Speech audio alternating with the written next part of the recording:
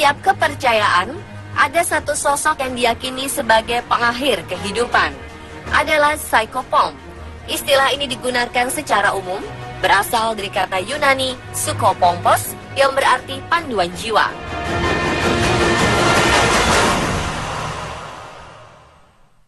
Sejak zaman Mesir kuno hingga abad modern, Psychopomp hadir dengan julukan tertentu.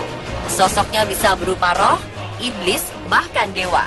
Malam ini, On The Spot merangkumnya dalam 7 sosok mitos pencabut nyawa.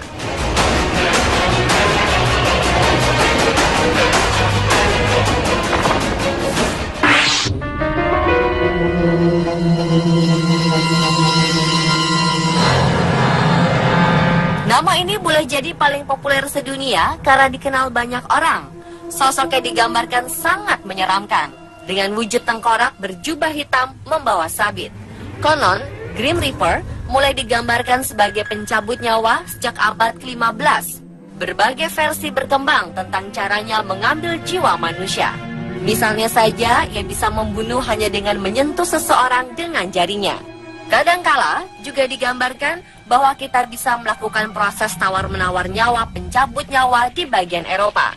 Awalnya Grim Reaper hanya bertugas mengabarkan kematian dan hanya bisa dilihat oleh orang yang waktu kematiannya dekat, atau orang yang mempunyai kekuatan gaib sangat besar.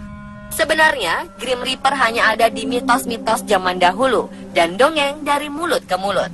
Kejadian yang paling menyeramkan tentang penampakan Grim Reaper adalah cerita dari suatu desa di dataran Inggris Raya pada abad pertengahan, di mana ada seorang pencuri yang dihukum pancung dan jasadnya dibuang begitu saja hingga membusuk, hanya tulang belulang. Lalu seorang penyihir datang.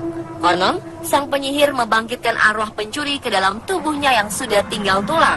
Kemudian dalam waktu 40 malam, seluruh penduduk desa mati dengan cara kepala terpenggal, persis seperti yang terjadi kepada si pencuri.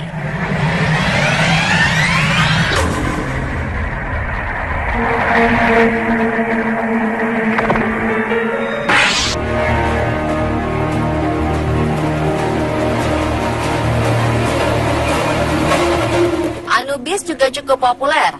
Sosoknya digambarkan sebagai dewa berkepala serigala yang bertugas membimbing jiwa-jiwa yang mati menuju Duat, dunia bawah Mesir, untuk menjalani penghakiman. Dalam kepercayaan Mesir kuno, Anubis akan mengawasi proses penentuan ini, yaitu saat hati seseorang ditimbang dengan bulu. Jika ternyata hati seseorang lebih berat dari bulu, maka Anubis akan memberikannya pada Amit, iblis yang akan memakan manusia. Dalam mitologi Mesir, ritual kepada Anubis dipakai untuk mengawasi prosedur mumifikasi. Dia dianggap sebagai dewa paling penting di alam kematian. Beberapa gambaran menunjukkan Anubis sebagai serigala dengan cambuk di tangannya. Ia siap menghukum orang yang berdosa atau melanggar hukum Fir'aun. Sebagian besar mumi yang ditemukan mengenakan topeng serigala adalah sebagai penghormatan terhadap dewa Anubis. Anubis sering digambarkan berkulit hitam untuk menggambarkan tanah hitam yang subur di lembah Nil.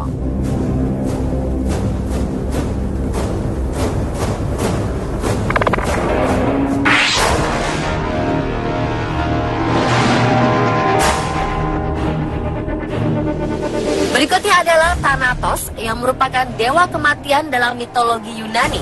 Sosok Thanatos sangat dibenci oleh semua manusia karena dikenal sangat kejam dan tak kenal ampun.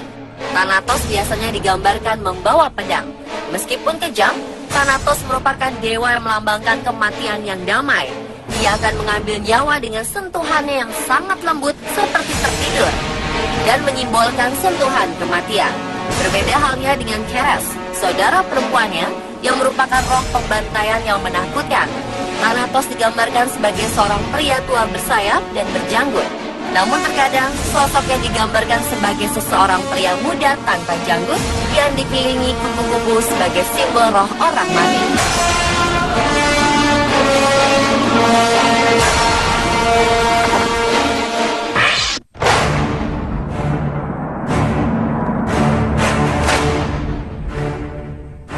Sosok mitos pencabut nyawa lainnya adalah Charon, yang muncul dalam kepercayaan Yunani. Karen atau Charon adalah tukang perahu yang bertugas untuk membawa roh-roh orang mati menyeberangi sungai Styx sebagai simbol kebencian dan sungai Acheron sebagai simbol kesakitan. Kedua sungai ini adalah sungai membatasi dunia roh orang hidup dan dunia roh orang mati. Namun Charon tidak melakukan ini semua secara gratis, ia membutuhkan bayaran. Dalam kisah mitologi, orang-orang akan meletakkan koin di mulut jenazah sebelum dikubur, agar roh jenazah tersebut dapat diantarkan oleh Charon. Roh yang jenazahnya tidak dikuburkan atau tidak bisa membayar Charon akan mengembara di tepi sungai tersebut selama 100 tahun. Charon sering muncul dalam berbagai media, literatur, dan kisah mitologi seperti di Alpheus dan Hercules.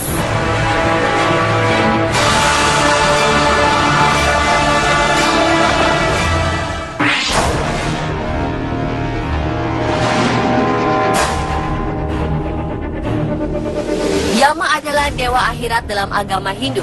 Menurut kepercayaan umat Hindu, dialah dewa yang pertama kali dijumpai oleh roh orang mati saat berangkat menuju wilayah surgawi, sehingga ia juga bergelar dewa kematian. Tugas utamanya adalah mengadili roh orang mati dengan didampingi oleh asistennya yang disebut Citragupta, pencatat karma manusia. Karena keadilannya, ia disebut pula Dharma Raja. Yama memiliki kendaraan berupa seekor kerbau betina, bersenjata gada atau danda, dan membawa jerat. Ia juga memiliki 2 anjing mengerikan bermata 4 yang bertugas menjaga jalan yang dilewati roh orang mati menuju alam Yama. Yama juga dikatakan muncul dalam wujud berbeda saat menghampiri orang baik dan orang jahat menjelang kematiannya.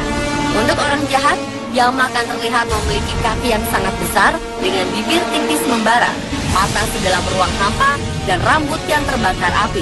Sedangkan untuk orang baik, sosok Yama hadir sebagai sosok yang indah seperti Dewa Wisnu dengan 4 lengan dan mata menyenangkan.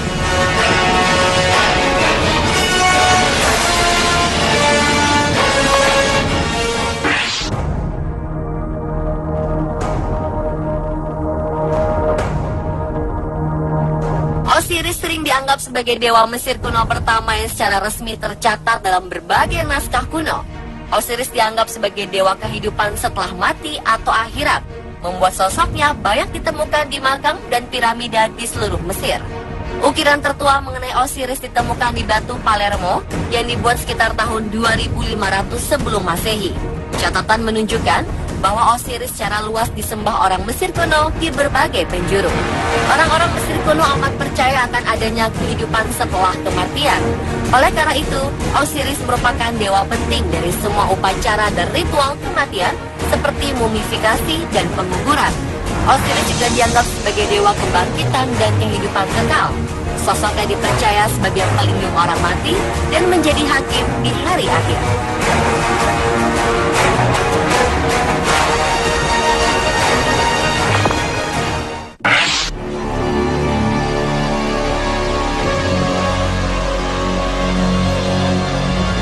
Hermes sebenarnya dewa Yunani yang bertugas di dunia perdagangan, pencurian, sekaligus dunia olahraga.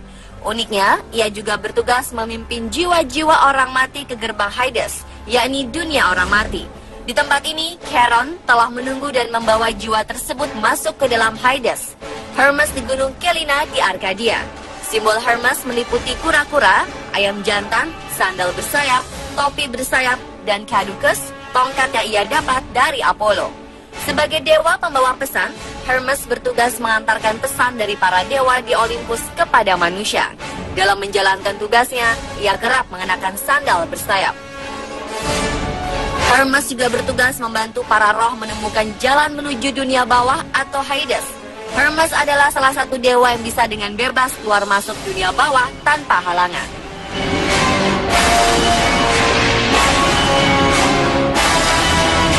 Pemirsa, Tular 7 sosok mitos pencabut nyawa versi on the spot.